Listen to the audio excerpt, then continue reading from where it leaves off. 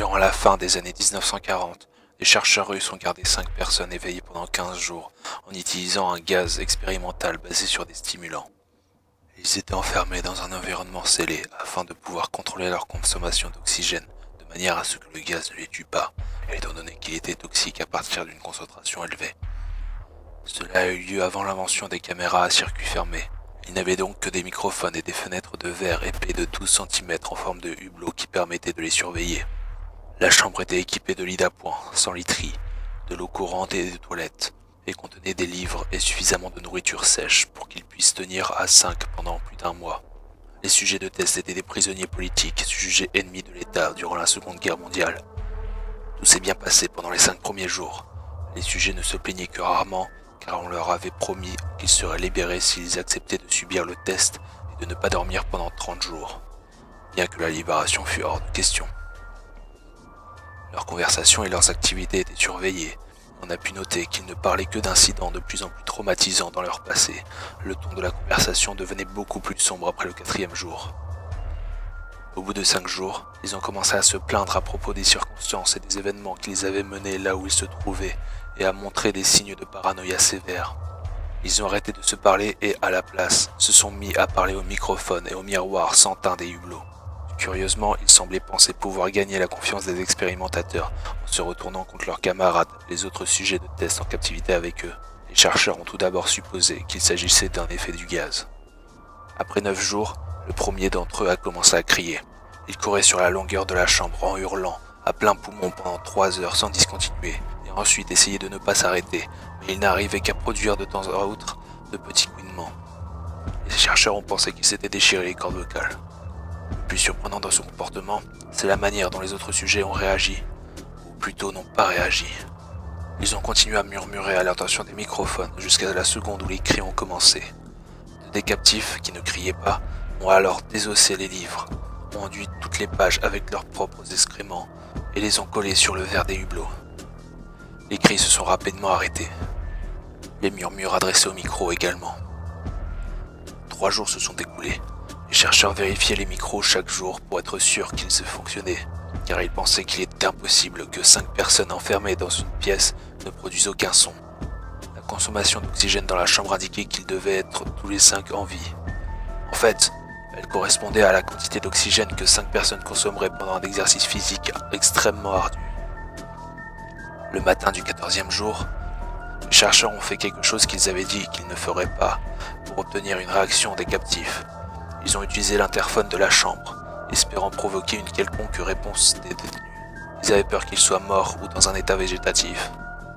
Ils ont annoncé « Nous allons ouvrir la chambre pour tester les microphones. Restez loin de la porte et allongez-vous sur le ventre par terre. Vous serez abattus. Si vous respectez ces règles, l'un de vous gagnera sa liberté. » À leur grande surprise, ils ont entendu une seule phrase prononcée d'une voix calme.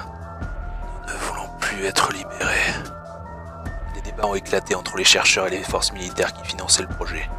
Comme il était impossible d'obtenir d'autres réponses en utilisant l'interphone, il a finalement été décidé que la porte de la chambre serait ouverte à minuit le 15e jour. La chambre a été vidée du gaz stimulant et remplie avec de l'air frais. Et des voix provenant des micros ont immédiatement commencé à protester.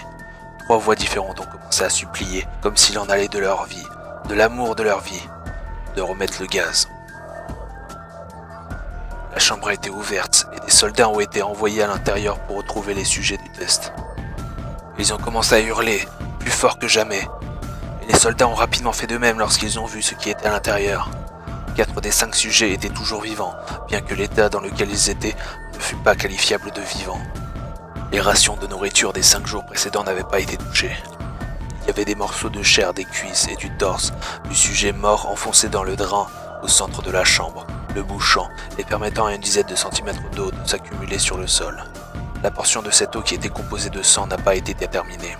Les 4 sujets survivants avaient également de grandes portions de muscles et de peau arrachées sur leur corps.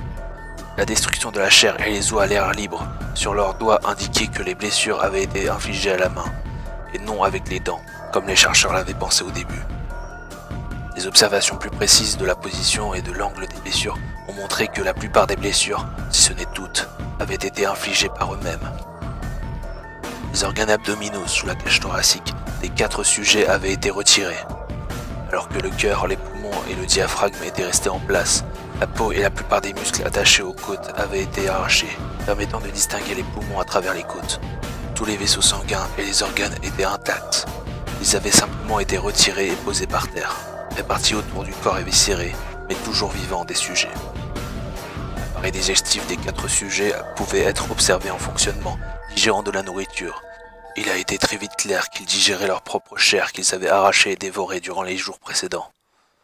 La plupart des soldats étaient des Russes, d'un commando spécial affecté à l'installation, mais la plupart ont refusé de retourner dans la chambre pour en sortir les sujets tests.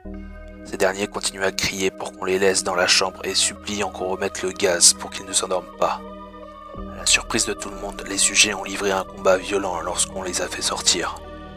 Un des soldats russes s'est fait déchirer la gorge et en est mort.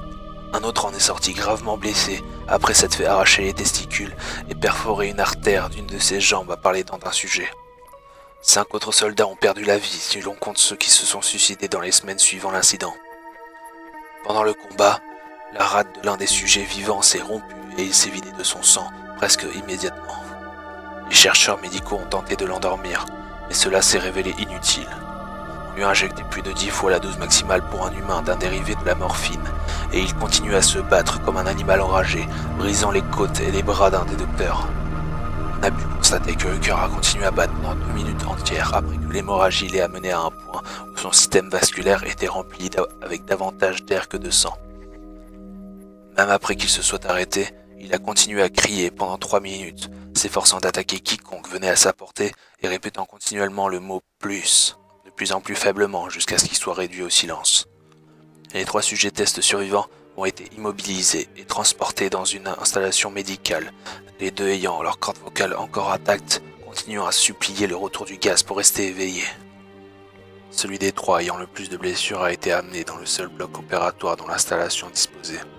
Durant la procédure devant le préparer pour le remplacement de ses organes internes, il s'est révélé immunisé aux sédatifs qui lui ont été administrés dans le but de le mettre en condition pour l'intervention chirurgicale. Il s'est débattu furieusement contre ses liens lorsque le gaz anesthésiant a été apporté pour le mettre hors de combat. Il a réussi à déchirer la quasi-totalité d'un bandeau de cuir épais de 10 cm attaché à un de ses poignets, même avec le poids d'un soldat de 90 kg à qui essayait de maintenir ce poignet immobile. Une quantité juste supérieure à la normale a été nécessaire pour l'endormir, et à la seconde où ses paupières se sont fermées, son cœur s'est arrêté. Pendant l'autopsie du sujet test qui est mort sur la table d'opération, il a été révélé que son sang contenait 3 fois la concentration normale d'oxygène. Les muscles qui étaient toujours attachés à son squelette étaient affreusement déchiquetés, et il s'est brisé 9 os dans sa lutte pour ne pas être maîtrisé, la plupart à cause de la force que ses propres muscles avaient exercée sur eux. Le second survivant avait été le premier du groupe à commencer à crier.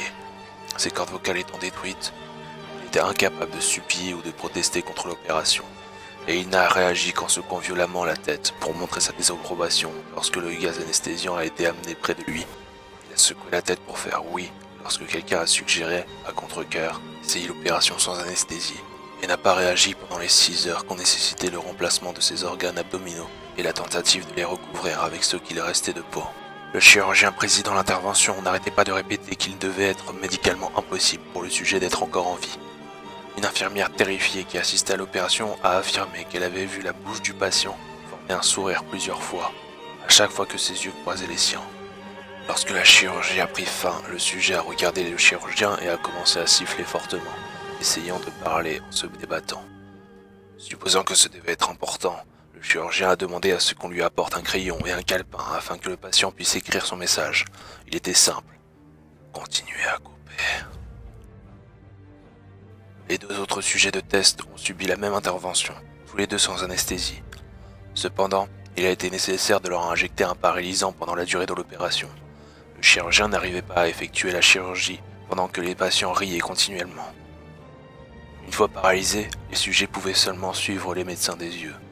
Le paralysant a été éliminé de leur système après une période anormalement courte, et ils ont rapidement essayé de s'échapper.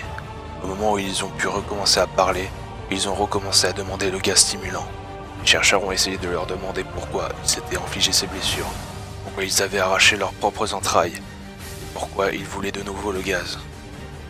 La seule réponse qui a été donnée était Je dois rester éveillé. Les liens des 3 sujets ont été renforcés et ils ont été replacés dans la chambre en attendant de savoir ce qu'on allait faire. Les chercheurs faisaient face à la colère des bienfaiteurs militaires à cause de leur incapacité à atteindre le but qui leur avait été fixé. Ils pensaient à les euthanasier. L'officier commandant, un ancien agent du KGB, a, au contraire, vu du potentiel en eux et a voulu voir ce qui se passait si on les replongeait dans le gaz. Les chercheurs s'y sont formellement opposés, mais leurs objections ont été ignorées. Afin de les préparer à être de nouveau scellés dans la chambre, les sujets ont été connectés à un moniteur électroencéphalographique et leurs liens ont été renforcés pour un confinement à long terme. À la surprise générale, ils ont tous les 3 arrêté de se débattre au moment où quelqu'un a laissé échapper qu'on allait les remettre dans le gaz. Il est évident qu'à ce moment, ils avaient énormément de mal à rester éveillés. Les sujets qui pouvaient parler fredonnaient d'une voix forte sans s'arrêter. Le sujet muet appuyait ses jambes de toutes ses forces, d'abord la droite, puis la gauche, puis de nouveau la droite, afin d'avoir quelque chose sur quoi se concentrer. Le dernier sujet gardait sa tête au-dessus de son oreiller, en clignant des yeux rapidement. Ayant été le premier à avoir été relié à l'électroencéphalogramme, la plupart des chercheurs observaient ces ondes cérébrales avec surprise. Elles étaient normales la plupart du temps, mais affichaient parfois inexplicablement une simple ligne. C'est comme s'ils subissaient plusieurs morts cérébrales, avant que tout ne redevienne normal. Comme il se concentrait sur le papier qui sortait du moniteur, seule une infirmière a vu ses paupières se fermer au moment où sa tête est retombée sur son oreiller. Ces ondes cérébrales se sont immédiatement muées en celles du sommeil profond, et la ligne droite est apparue pour la dernière fois, alors que son cœur s'arrêtait. Le seul sujet restant en état de parler s'est mis à crier pour être scellé immédiatement. Ces ondes cérébrales montraient les mêmes lignes droites que celui qui était mort après s'être endormi. Le commandant a donné l'ordre de sceller la chambre avec les 2 sujets à l'intérieur, ainsi que 3 chercheurs. Un des 3 chercheurs qui a été nommé a immédiatement sorti son revolver et a tiré une balle entre les 2 yeux du commandant, puis a retourné son arme contre le sujet muet, lui faisant également sauter la cervelle. Il a ensuite pointé son arme vers le sujet restant, toujours attaché au lit, tandis que les membres restants de l'équipe médicale et de recherche fuyaient la pièce. « Je ne me laisserai pas enfermer là-dedans, avec ces choses, pas avec vous !» a-t-il crié à l'homme attaché à la table. « Qu'est-ce que vous êtes ?» a-t-il demandé. « Je dois savoir !» Le sujet a souri. « Est-ce que vous avez oublié si facilement ?» a répondu le sujet. « Sommes-vous ? Nous sommes la folie qui est cachée dans chacun d'entre vous, suppliant d'être libéré à tout moment de votre esprit animal. Nous sommes ceux dont vous vous cachez toutes les nuits dans votre lit. Nous sommes ceux que vous réduisez au silence, à la paralysie lorsque vous rejoignez le paradis nocturne. Nous ne pouvons fouler. » Le chercheur a marqué un arrêt. Puis il a visé le cœur du sujet et a fait feu. L'électroencéphalogramme a alors affiché une ligne droite, tandis que le sujet s'étranglait, laissant faiblement échapper quelques mots. « Si près d'être